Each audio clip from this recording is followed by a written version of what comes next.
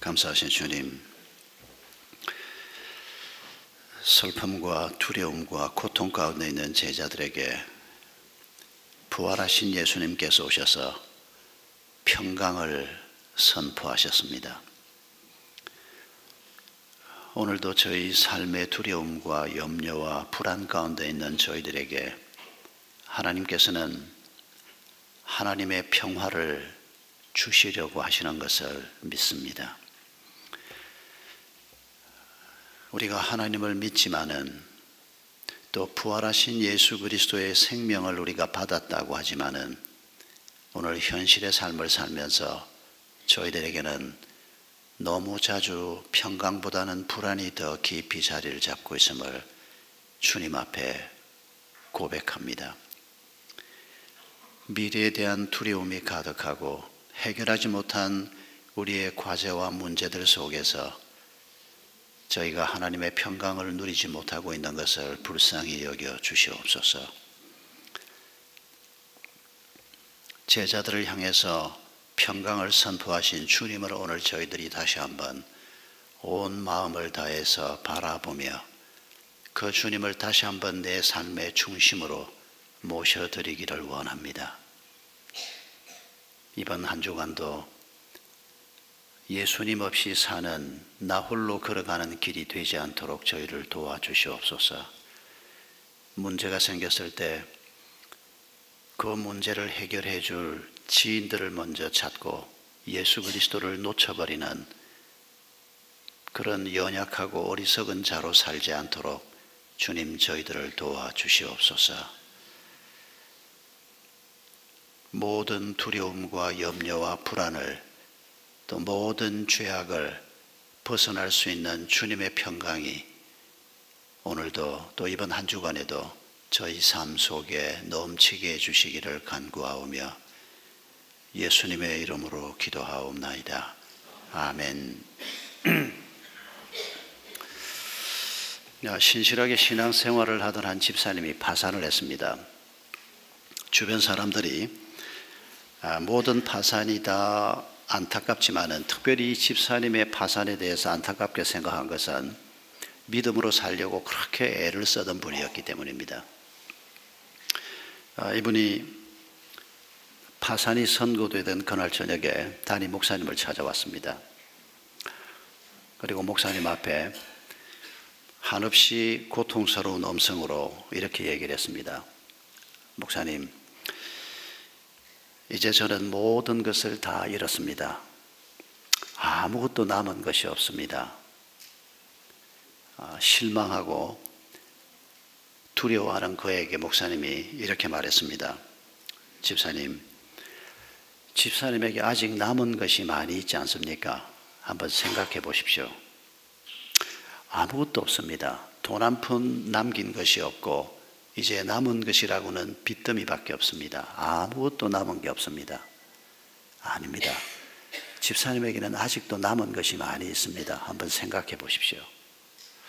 마지못해서 집사님이 목사님의 재촉에 잠깐 생각을 하더니 이렇게 얘기를 했습니다. 목사님, 남은 것이 있긴 있네요. 아직도 사랑하는 아내가 있고 사랑하는 두 딸들이 있고 가족들이 건강하고 사랑하는 가족들이 남아있긴 남아있습니다. 또 없습니까? 생각해 보니까 오랜 세월 같이 형제처럼 살아온 친구들이 몇 사람 있습니다. 그 친구들은 제 부도를 자기 부도처럼 마음 아파하고 온 힘을 다해서 도와주려고 하는 친구들이 몇 있지만은 실제적인 도움은 되지 않습니다. 또 없습니까? 아무리 생각해 봐도 이제 더는 없는 것 같습니다. 생각해 보십시오. 집사님에게 남아있는 게 또 있지 않습니까? 목사님, 이제는 아무것도 없습니다. 그랬더니 목사님이 그 친구에게 큰 소리로 얘기를 했습니다. 집사님, 예수님은 당신 문제 속에 도대체 어디에 있는 겁니까? 그렇게 오랫동안 신앙생활을 했는데 왜 예수님이 내게 있습니다 라고 하는 고백을 하지 못합니까? 이 목사님의 호통 속에 이 집사님이 정신이 번쩍 들었다는 겁니다.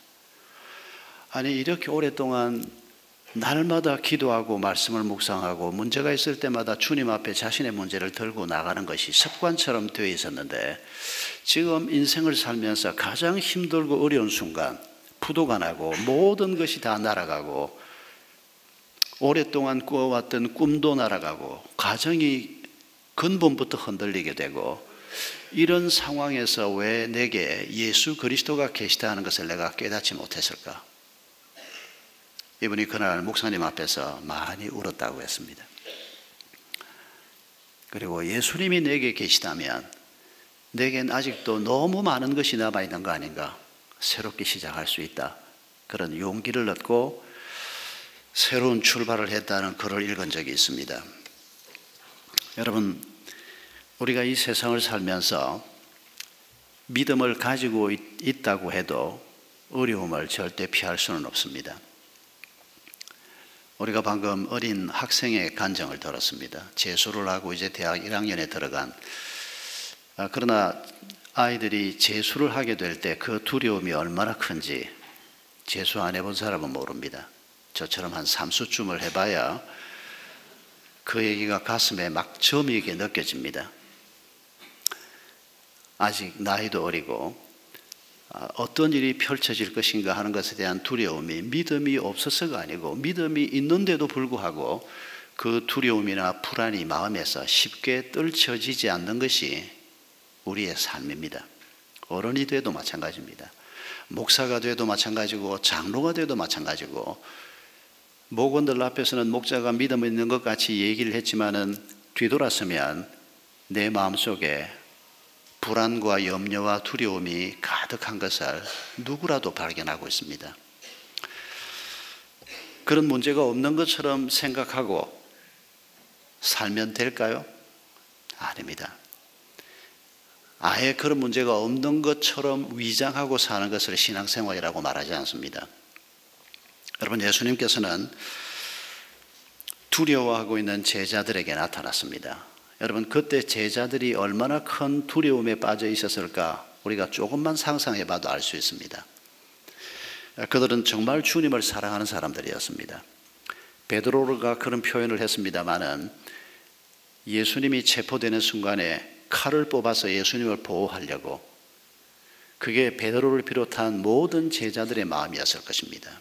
그러나 그들이 예수님을 로마의 군대로부터 지켜낼 수 없었고 대제사장의 권력으로부터 지켜낼 수 없었습니다.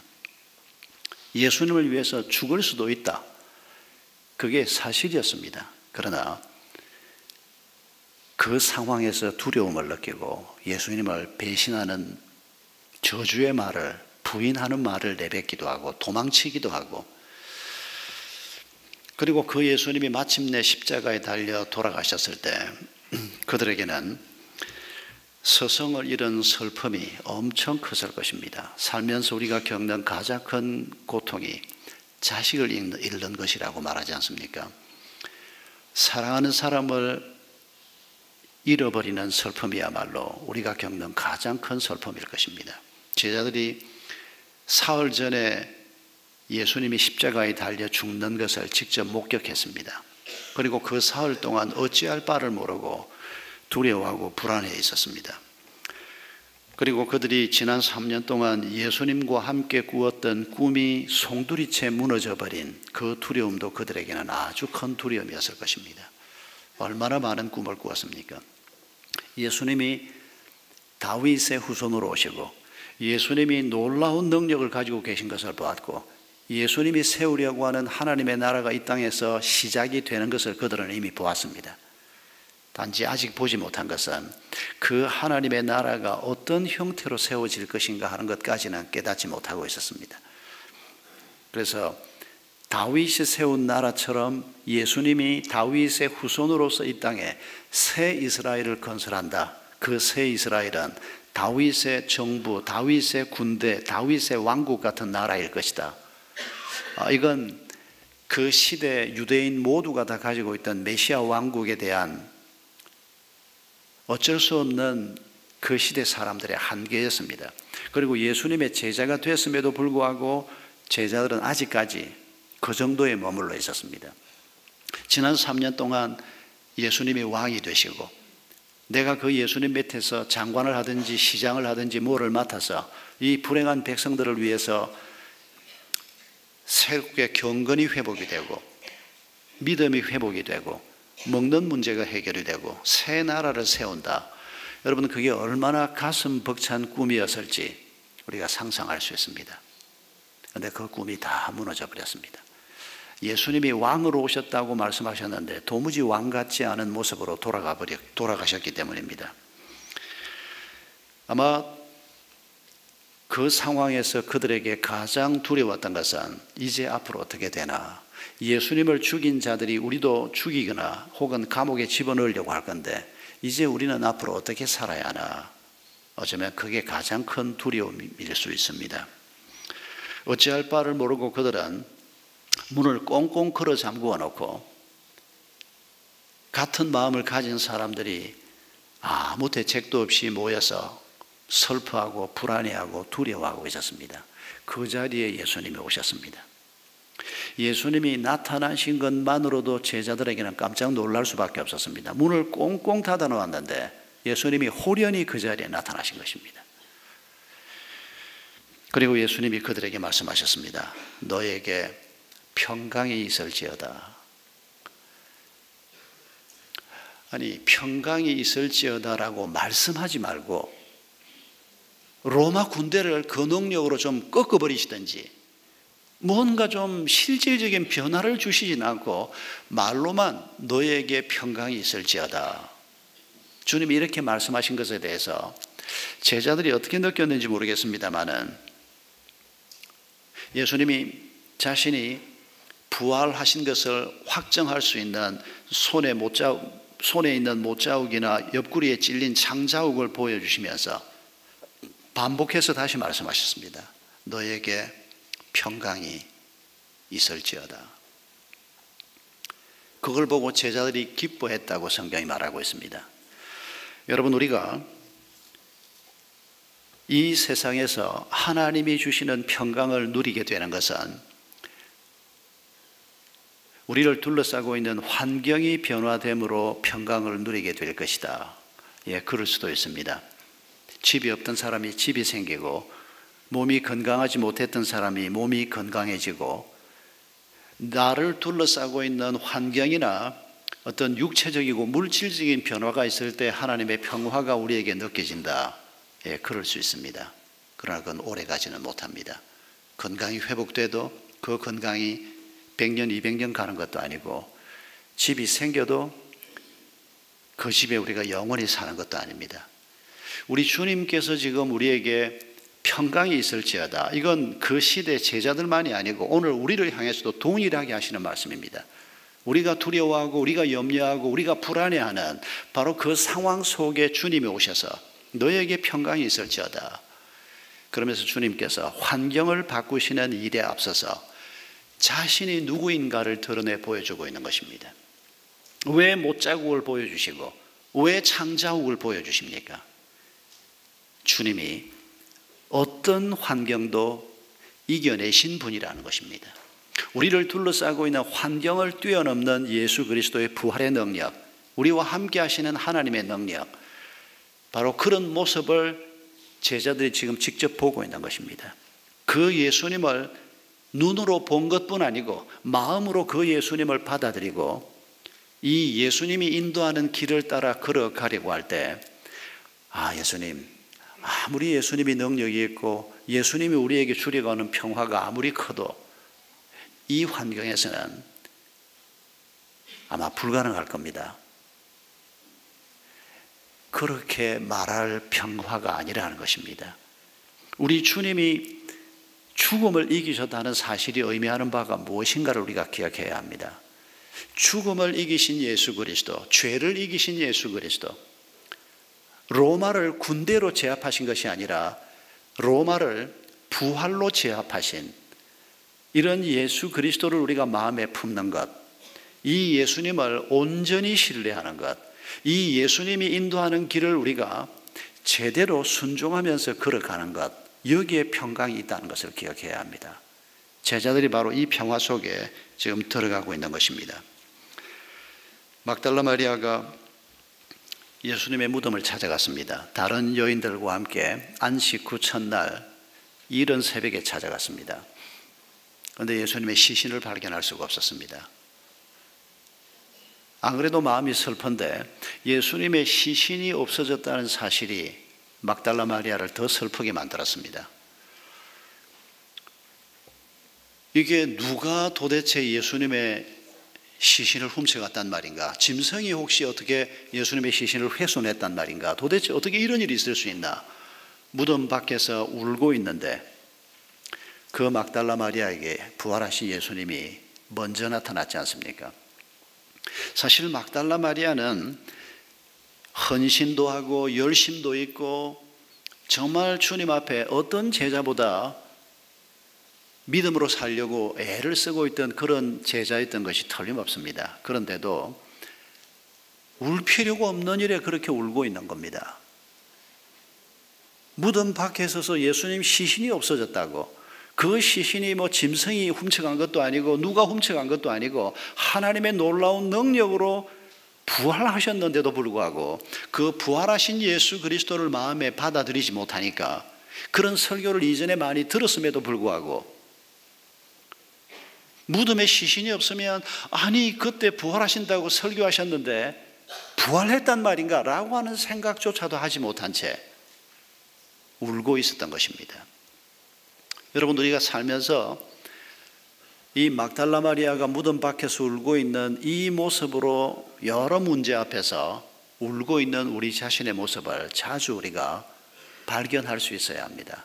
울 필요가 없는데 내가 왜 울고 있나? 울 일이 아닌데 내가 왜 울고 있나? 하나님이 나와 함께 하실 것이고 하나님이 내게 은혜를 베푸실 것인데, 죽음을 이기신 예수님이 내 남편이시고 내 스승이시고 내 아버지이신데 내가 왜 운단 말인가? 여러분, 그게 주님께서 우리에게 주려고 하는 평강의 시작입니다. 요한복음 6장에 성경 전체에서 가장 유명한 예수님의 기적 중에 하나가 기록되어 있습니다. 물고기 2마리와 보리떡 5개로 남자만 5,000명, 여자와 아이까지 합하면 적어도 한 10,000명쯤 되는 사람을 먹였을 것이라고 짐작되는 그 유명한 사건이 있었습니다. 그때가 6월절을 앞두고 저 북쪽에서부터 사람들이 예루살렘을 향해서 여행을 많이 하고 있는 시간이었습니다. 베세다 들판에서 예수님께서 예루살렘을 내려가고 있는 많은 사람들, 그리고 그 인근에 살고 있는 많은 사람들을 먹이려고 작정을 하셨습니다. 그런데 요한복음 6장 5절을 보면 예수님께서 큰 무리가 자기에게로 오는 것을 보시고 제자 빌립에게 말씀하시기를 우리가 어디서 떡을 사서 이 사람들로 먹게 하겠느냐라고 묻습니다. 그리고 6절을 보면 예수님이 이렇게 물으신 것은 빌립을 시험하기 위해서였다라고 말합니다. 여러분, 시험이라고 하는 단어에 대해서 혼돈하지 마십시오. 하나님이 우리를 시험하실까요? 시험하시지 않을까요? 창세기 22장을 보면 하나님과 친구라고 말씀하셨던 아브라함에게 네 아들을 제물로 바치라고 시험하셨습니다. 그런데 또 야고보서를 보면 하나님이 너희를 시험한다고 하지 말라, 너희가 시험받는 것은 너희 욕심 때문이다, 또 이렇게 말합니다. 우리가 딱 헷갈리기 좋게 성경이 서로 다르게 얘기를 하고 있습니다. 여러분, 이거 그렇게 복잡한 얘기가 아닙니다. 하나님이 우리를 시험하지 않는다라고 말할 때 그 시험이라고 하는 의미는 정확하게 말하면 유혹하지 않는다는 뜻입니다. 유혹의 배후에는 우리를 쓰러뜨리고 우리를 무너뜨리려고 하는 악한 의도를 가지고 있는 세력이 있습니다. 하나님이 우리에게 시험하는 것은 유혹하는 종류가 아닙니다. 우리의 연약함이 드러나게 하는 것입니다. 부끄럽게 하려고 하는 게 아닙니다. 우리의 연약함이 드러날 때 그 연약함을 발견하고 더 하나님을 의지하고 강한 자로, 하나님을 닮은 자로 자라가도록 하기 위해서입니다. 또 그 시험의 과정이 연단의 과정이고 그 시험을 잘 패스한다면 우리가 그 시험을 통해서 더 강한 자가 될 수 있습니다. 빌립을 시험코자 하심이라, 빌립을 쓰러뜨리기 위해서가 아니고, 빌립이 그동안 요한복음 6장은 예수님 사역이 한 2년쯤 되는 때입니다. 2년 동안 예수님의 제자로 살면서 얼마나 예수님의 말씀을 잘 이해하고 있는가, 예수님이 기대하는 답을 얼마나 할 것인가, 그런 생각을 가지고 예수님이 빌립에게 물으셨던 겁니다.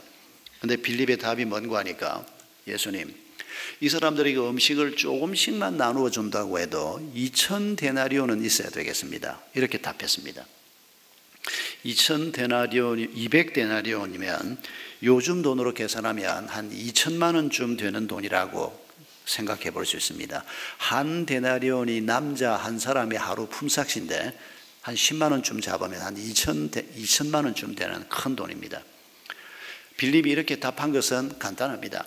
여기 모인 사람을 한 10,000명으로 계산을 하고 이 사람들에게 1,000원짜리 빵 2개씩만 나누어 준다고 해도 2,000원 1인당. 그러면 10,000명이면 2천만 원이 있어야 됩니다. 뭐 그렇게 복잡한 계산 결과가 아니고 아주 간단하게 빵 2개씩만 나누어 준다고 해도 이런 돈이 필요한데 우리에게 돈이 없다는 것입니다. 예수님에게도 돈이 없고 회계를 맡은 가룟 유다에게도 그 돈이 없고 이런 큰 돈이 없다는 겁니다. 그러니까 예수님이 이 사람들을 먹이겠다고 하는 것은 말이 안 된다 이런 얘기입니다.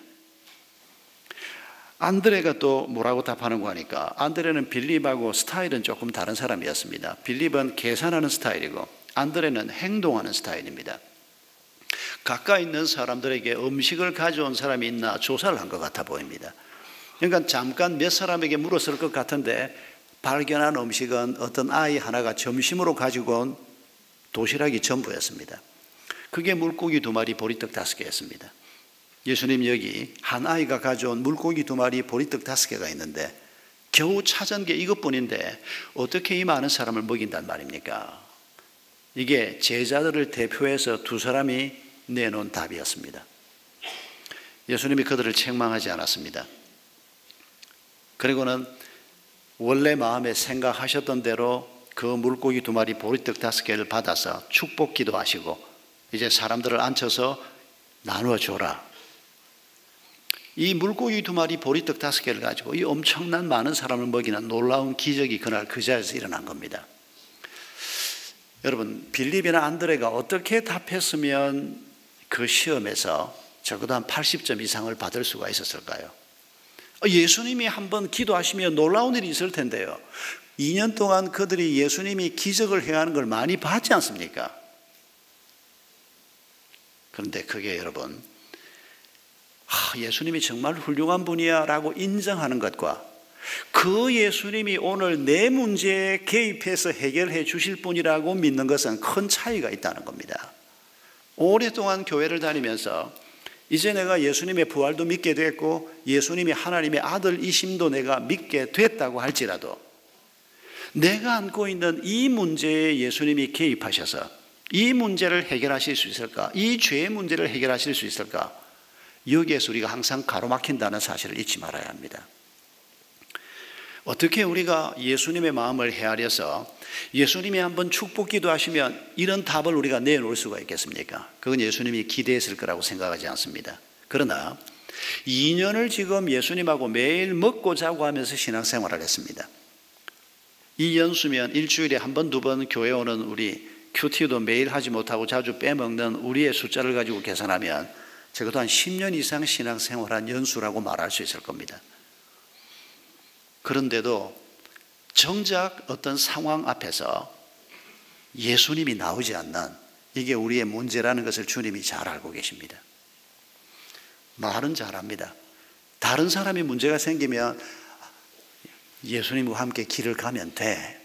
다른 사람의 문제에서는 그렇게 말을 할 줄 압니다. 그런데 내 문제에 예수님이 어떻게 행하실 것인가에 대해서는 잘 움직이지 못하는 이 연약함을 우리가 잊지 말아야 합니다. 여러분, 빌립이 이렇게 말했으면 어떨까요? 예수님, 어떻게 해야 될지 모르겠습니다. 답이 보이지 않습니다. 이 수많은 사람들을 어떻게 먹이고 아무리 예수님이 먹이고 싶어 하시지만은 내가 아무리 머리를 짜내봐야 방법이 보이지 않습니다. 그러나 말씀 한마디로 갈릴리의 풍랑을 잠잠케 하신 예수님이 여기 계시지 않습니까? 예수님이 만약 먹이신다고 하면 예수님에게 그 방법이 있지 않겠습니까? 여러분, 이 정도 답은 할 수 있지 않을까요? 다른 사람의 문제에만 그렇게 답을 하는 게 아니고 내 문제에 말입니다. 내 자식의 문제에 말입니다. 우리의 부도 문제에 말입니다. 우리 부부간의 갈등에 말입니다. 내가 믿는 부활하신 예수 그리스도가 나와 함께 계시니 주님 방법이 있지 않겠습니까? 그 방법이 무엇입니까? 말씀해 주십시오. 내가 그 길을 걸어가 보겠습니다. 그게 믿는 자가 갖는 바른 태도입니다. 그런데 우리가 주님 앞에 우리의 문제를 안고 그렇게 엎드리지 않으니까 평화를 하나님이 주시고 싶은데도 우리에게 그 평강이 없다는 것입니다. 여러분, 오늘 우리가 안고 있는 문제가 어떤 문제이든지 간에 문제가 너무 크다, 너무 힘들다 그렇게만 생각하지 마시기 바랍니다.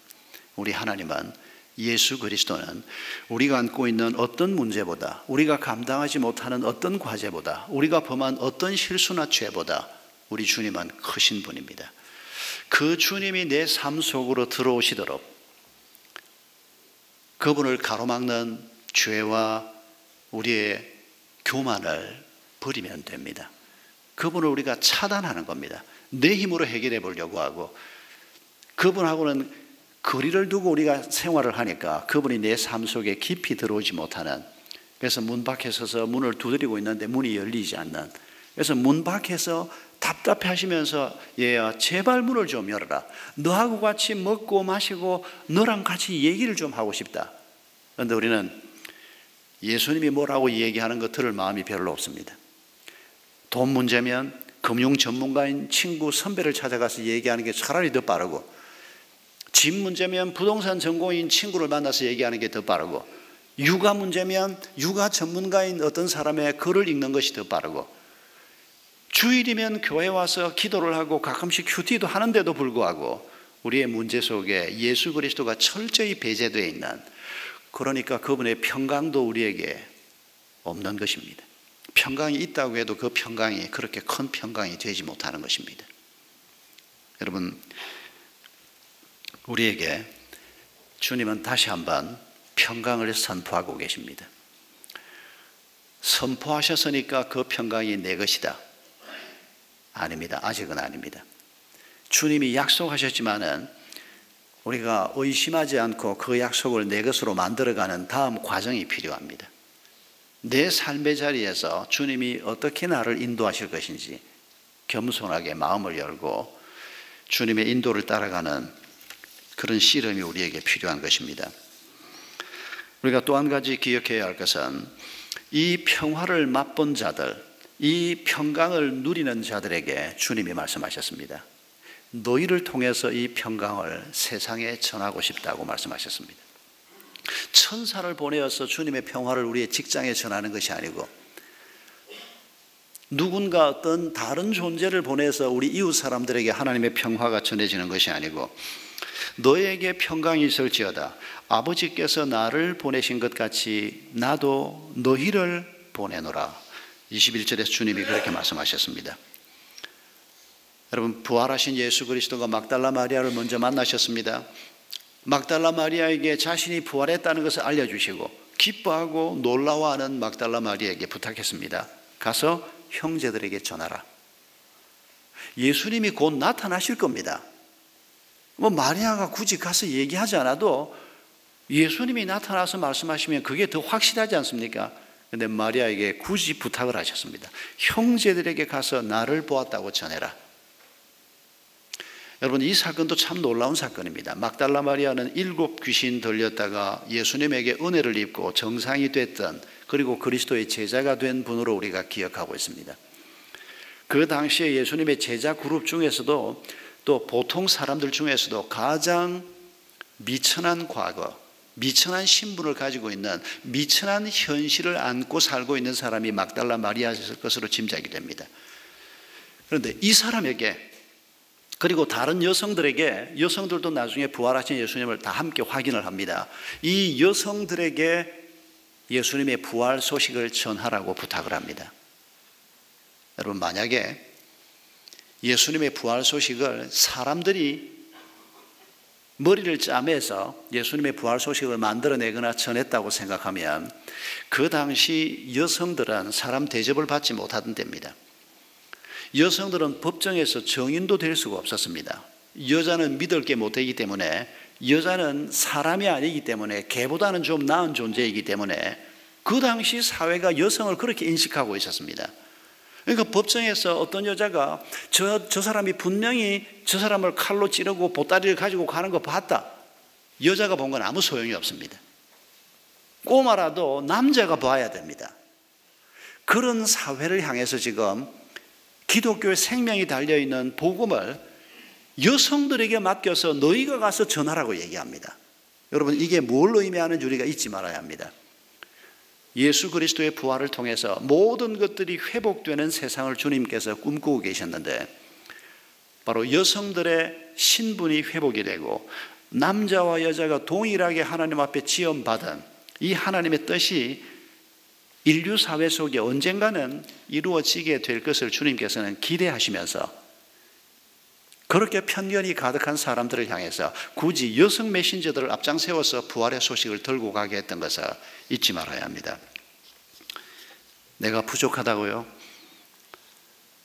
나는 주님이 말씀하신 그런 엄청난 메시지를 전하기에는 너무 허물이 많다고요? 예, 그렇습니다. 당신도 그렇고 저도 그렇고 이 자리에 그런 사람들만 다 앉아 있습니다. 저 사람 같으면 하나님이 우리에게 맡기신 메시지를 사람들에게 전할 만한 한 사람이다. 당신이 그렇게 생각하는 사람이 누굽니까? 한 자리 하는 사람입니까? 돈 좀 있는 사람입니까? 가방끈 좀 긴 사람입니까? 아직도 그렇게 모르시겠습니까? 가방끈이 좀 길다고 해서 그런 사람이 얘기한다고 사람들이 들을 것 같습니까? 돈 좀 있는 사람이라고 그런 사람이 나가서 예수 그리스도가 부활하셨다, 그 얘기를 들을 것 같습니까? 아닙니다. 열정을 가진 사람이어야 합니다. 그리스도의 평화를 직접 맛본 사람이어야 합니다. 그 사람이 막달라 마리아건, 그 사람이 사마리아 여자 같은 사람이건, 사람이 가지고 있는 신분이 중요한 것이 아니고 그 사람 마음속에 분명한 메시지가 있고 그 사람이 예수 그리스도를 본 사람이고 그 예수 그리스도가 마음속에 있는 사람이면, 여러분, 우리의 신분이 문제가 되는 게 아니고 우리가 말을 어눌하게 하나 잘하나 그게 문제가 아니고 바로 그 사람을 통해서 가족들에게, 주변 사람들에게 반드시 이 평화는 전해지게 되어 있다는 것을 주님께서 말씀하고 있는 것입니다. 이 말씀과 함께 주님께서 주신 중요한 가르침이 하나 더 있습니다. 우리가 이렇게 세상으로 보냄을 받고 내가 경험한 이 평화가 나를 통해서 다른 사람들에게 전해져야 하는 이 가르침을 주시면서 주님이 말씀하셨습니다. 우리에게 성령을 받으라고 말씀하셨습니다. 그리고 죄사함에 관한 약속의 말씀을 주셨습니다. 우리가 하나님의 평화를 누리게 되는 것도 성령의 도우심으로 가능한 일입니다. 성령께서 우리를 깨닫게 하시고 성령께서 우리의 교만한 마음을 만져주시고 성령께서 행하시는 열매로 우리가 하나님의 평화를 누리게 됩니다. 그리고 우리에게 죄사함의 은혜를 하나님께서 약속하셨습니다. 우리가 이 죄를 사하시고 우리를 회복해 하시고 우리에게 말씀을 깨닫게 하시는 성령을 받지 못하면 우리가 이 평화를 누릴 수도 없고 이 평화를 전할 수도 없게 된다는 것입니다. 오늘 우리가 이 자리에 온 것까지도 성령의 은혜입니다. 우리가 하나님의 말씀을 들으면서 우리의 마음을 열고 이 말씀을 받는 것도 하나님께서, 성령님께서 역사하신 결과로 우리에게 주어지는 것입니다. 그리고 우리가 누군가에게 나아가서 이 하나님의 평화를 전가하는 자가 된다면 바로 이 모든 것들이 성령이 우리에게 베푸시는 은혜라는 것입니다. 그리고 죄를 넘어서야 한다는 것입니다. 우리가 끊임없이 죄를 짓지만은 날마다 그 죄와 싸워야 하고 그 죄를 넘어서는 성령의 은혜를 덧입어야 한다는 것입니다. 그래서 22절에서 이 말씀을 하시고 평강이 있을지어다라는 말씀을 하시고 그들을 향해서 숨을 내쉬며 이르시되 성령을 받으라. 너희가 누구의 죄든지 사하면 사하여질 것이요. 누구의 죄든지 그대로 두면 그대로 있으리라 하니라. 내게 죄를 사하는 능력이 있다는 말이 아닙니다. 하나님께서 우리가 말하는 대로 어떤 사람의 죄를 사하는 일을 나를 통해서도 이루을 것이고, 우리가 전하는 하나님의 말씀을 그가 받지 않으면 죄사함도 그에게는 없는 것입니다. 우리를 통해서 하나님이 바로 이런 일을 행하시겠다고 말씀하고 계시는 것입니다. 여러분, 이 하나님의 말씀을 어떤 핑계도 대지 말고 그대로 받으시기 바랍니다. 부족한 나를 통해서 내가 하나님의 말씀을 이렇게 전하고 하나님의 진리를 전할 때 그 사람이 그 말씀을 받으면 어둠 속에 있던 사람이 빛 가운데로 나오는 것이 되는 것입니다. 하나님 없다 하던 사람이 그 말씀을 받고 하나님을 만나게 되면 그의 죄가 사해지는 놀라운 역사가 바로 그 자리에서 일어나는 것입니다. 우리를 그렇게 쓰시겠다는 것입니다. 그런데 우리 마음속에 사탄은 끊임없이 의심을 집어넣고 신앙생활을 하면서도 계속 우리를 절망하게 만듭니다. 나 같은 게 뭘 하겠어? 내 이렇게 시원찮고 믿음 없는 나를 통해서 하나님이 무슨 일을 하겠어? 여러분, 이건 사탄이 주는 생각이라는 것을 잊지 말아야 합니다.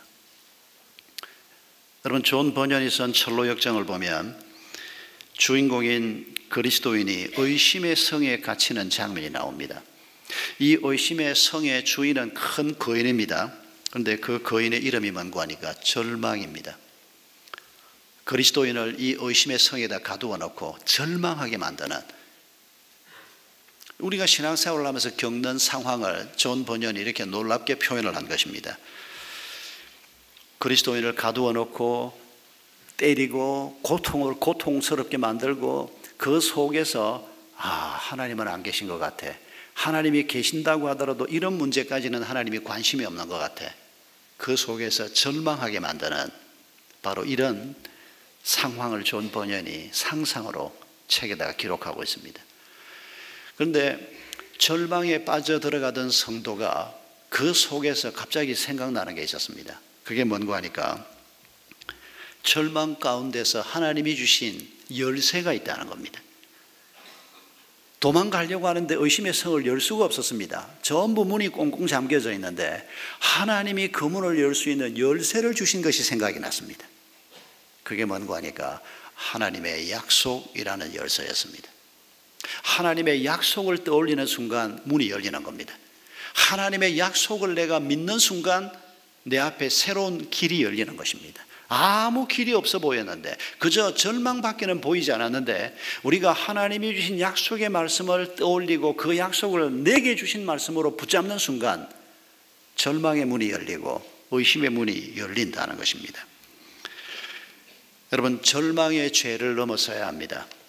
신앙생활을 한다고 하면서 하나님을 온전히 신뢰하지 못해서 생기는 이 절망의 죄 말입니다. 경건을 가장한 죄도 우리가 이겨내야 합니다. 이게 하나님의 평화를 깨뜨리기 때문입니다. 지난 주간에 어떤 분이 페이스북에 쓴 글을 읽고 굉장한 공감을 했습니다마는 경건을 가장한 죄에 대해서 그분이 이렇게 써놓았습니다. 새벽 기도에 오래도록 한 번도 빠지지 않은 집사님의 눈길이 무섭다. 그분의 머릿속에는 새벽 기도에 빠진 목사, 장로, 권사의 횟수와 날짜가 정확하게 메모되어 있기 때문이다. 11조를 정확하게 꼬박꼬박 하는 신자가 무섭다. 그분의 머릿속에는 11조를 제대로 하지 못하는 동료 신자들을 향한 비난하는 눈초리가 가득하기 때문이다. 40일 금식 기도를 다녀온 권사님이 무섭다. 그분의 시선에는 왜 너는 금식하지 않고 사느냐라고 하는 질타가 항상 섞여 있기 때문이다. 교회 규모가 크고 건물이 근사한 교회를 다니는 성도가 무섭다. 그분의 말투에는 자꾸 별 볼 일 없고 유명하지 못한 목사의 설교를 듣고 살고 있는 나와 같은 사람에 대한 우월감이 넘치기 때문이다. 무언가를 깨달았다는 성도가 무섭다. 그의 몸짓에는 깨닫지 못하고 아둔한 신앙생활을 하는 사람들을 향한 비난이 항상 배어 있기 때문이다. 이렇게 이어지는 글인데 정신이 번쩍 들었습니다. 내 얘기를 하는 건 아닌가 싶어서. 우리도 모르게 믿음으로 살려고 애를 쓰다 보면 우리도 모르게 이렇게 됩니다. 나를 봐야 되는데 자꾸 옆에 있는 사람을 봅니다. 왜 기도 안 해? 이게 누구한테 주로 하는 소리입니까? 부인들이 남편한테 주로 하는 소리입니다. 절대 그러지 마십시오. 남자들은 혼자서 기도하는 거 잘합니다. 운전하다가 기도하기도 하고 큰 소리로 찬송도 부르고, 마누라가 옆에 있으면 잘 안 합니다. 남자들이 그런 걸 좀 아셔야 되는데, 근데 이게 정도가 더 나빠지면 부부 사이는 그나마 서로 한 몸 같이 사는 사이니까 왜 기도 안 해? 왜 좀 안 해? 이렇게 우리가 하고 서로 또 용납하면 그나마 감사한데, 이게 이제 다른 사람에게로 옮겨가는 겁니다. 내가 믿음으로 좀 살려고 애를 쓰다 보면 그 관점을 가지고 다른 사람을 바라보고 다른 사람을 비판하고 힐난하고, 이렇게 되면 그 속에 하나님이 계시지 않는 상황이 벌어지기 시작하는 겁니다. 여러분, 아시지의 성 프란체스코를 기억하실 겁니다. 이분의 일화 가운데 잊을 수 없는 일화가 하나 있는데, 제자들과 함께 40일 금식 기도를 했답니다. 40일 금식 기도는 참 무시무시한 기도입니다. 이건 했다는 사람만 봐도 참 그냥 대단한 분 같고, 하려고 계획만 세워도 대단한 분 같습니다.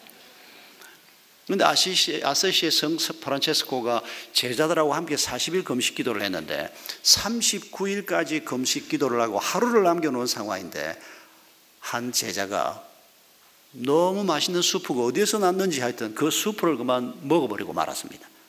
다 보는 앞에서 그만. 그러니까 모든 제자들이 전부 그 제자를 쳐다보는데, 이제 40일이 하루 남았는데 저 자식이 지금 그걸 먹어버렸어요. 지금 전부 그냥 불꽃 같은 눈으로 그 제자를 쳐다보고 있는데, 그 다음에는 선생님을 쳐다봤습니다. 저 바보 같은 자식을 선생님이 혼을 내든지 아니면 제자 그룹에 쫓아내든지 그런 눈으로 선생님을 향해서 쳐다봤는데, 프란체스코가 아무 말 하지 않고 당황하고 있는 그 제자가 먹고 있는 수프를 가져와서 자기가 먹기 시작했습니다. 제자들이 다 깜짝 놀랐습니다. 아니 선생님이 왜 이러십니까? 내일까지 금식인데. 그때 프란체스코가 한 말은 모든 그리스도인이 잊지 말아야 할 말입니다.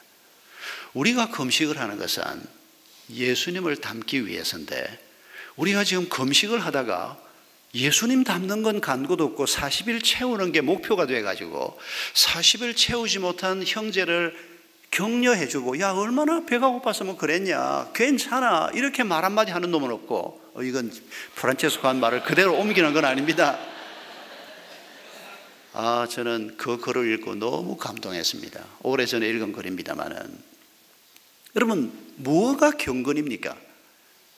같이 금식을 우리는 40일은 엄두도 못 내봤죠. 40일까지 하려고 생각하지 마십시오. 기회가 되면 한 사흘 금식은 계획을 세워봅시다만은, 제가 사흘 금식하고 광림수도원에서 사흘 금식하고 별 일도 없는데 금식을 하려고 그러니까 얼마나 힘이 드는지. 금식을 하고 나와서 바로 근처에서 눈에 띄는 식당으로 바로 들어갔습니다. 그리고는 밥을 2공기를 먹었는데 그냥 한 며칠 동안 고생했습니다. 배탈이 나가지고. 여러분, 우리가 금식을 한다, 큐티를 한다, 예배를 드린다, 이런 것들이 다 뭘 의미하는 겁니까? 그리스도를 닮고자 하는 것 아닙니까? 그런데 우리 속에 그리스도가 없어지면 우리도 모르는 사이에 우리의 종교는 규칙 지키기가 되고 예수님이 간 곳 없고 형식만 남는, 여러분 이게 바로 성경에 나오는 바리새인의 모습입니다. 그리고 이 바리새인은 언제나 우리 가운데 있습니다. 내 속에도 있고 다른 사람 속에도 있습니다. 이런 죄를 넘어서야 우리가 하나님의 평강을 제대로 누릴 수가 있습니다. 하나님이 평강을 약속하셨으니까 그 평강이 한 1년 교회만 다니면 그냥 내 것이 되는 것이 아니고, 우리가 하나님의 말씀을 좀 더 깊이 묵상하고 그 말씀 속에 더 깊이 들어가고 하나님과 더 친밀해지고 성령님과 더 친밀해질 때 바로 이 평강이 우리 삶의 문제를 넘어서는 평강으로 확산되어 가는 것을 오늘 우리가 다시 한번 기억하십시다. 우리 주님께서는 바로 이런 일이 제자들에게 일어나기를 원하셨고 선포하셨습니다. 2000년이 지났지만 오늘도 이런 주님의 뜻은 우리에게 그대로 일어나야 합니다. 우리의 가정에 이 평화가 있어야 합니다. 평화를 깨는 자가 내가 아닌가 잘 살펴보셔야 합니다. 왕왕 그 가정에서 믿음 좋다는 사람이 하나님의 평화를 깨는 주범인 경우가 굉장히 많습니다. 자기도 모르는 사이에 그런 일을 벌여놓고도 아이들이 아직 어릴 때 다 자라고 나면 이해를 하는데 아이들이 아직 어릴 때 지혜롭지 못한 방법으로 경건을 강제하면서 아이들이 하나님 그러면 막 너덜머리를 놔두는 겁니다. 막 하나님은 두 번 다시 생각하고 싶지도 않고 그냥 막 예배 제일 재미없는 거 그냥. 여러분 이게 주로 부모의 책임 때문에 이런 일이 생깁니다. 어떻게 해서든지 예배를 재미있게 드리게 해야 됩니다. 아이들이 어릴수록. 많은 부모들이 예배를 재미로 보냐 예배를 드려야 되는 거니까 재미없는 예배를 드려요 그러면 아닙니다. 하나님은 그런 분이라고 생각하지 않습니다. 말씀이 꿀송이처럼 달다고 말씀하신 분이 우리 하나님이십니다.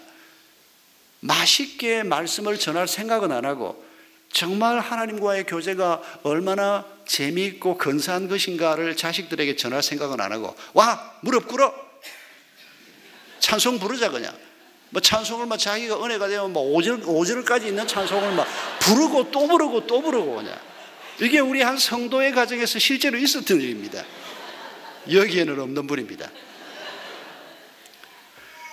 평화를 깨는 사람이 열심을 가진 사람일 가능성이 많고 교회 평화를 깨는 가장 중요한 주범이 주로 목사인 경우가 많습니다. 그것도 우리 이 목사가 아니고 박 목사 담임 목사인 경우가 많습니다. 장로인 경우가 많습니다. 여러분 하나님은 우리에게 평강을 주시기를 원합니다. 엄마 아빠를 통해서 가정에 이 평화가 넘치기를 바랍니다. 목자들을 통해서 우리의 목장에 이 평화가 넘치기를 바랍니다. 우리 공동체에 부족하지만은 저와 우리 사역자들을 통해서 이 평강이 더 넘치기를 우리가 기대합니다. 하나님께서 약속하신 이 일이 오늘 우리에게도 이루어질 것을 다시 한번 기대하면서 우리 함께 찬송하겠습니다.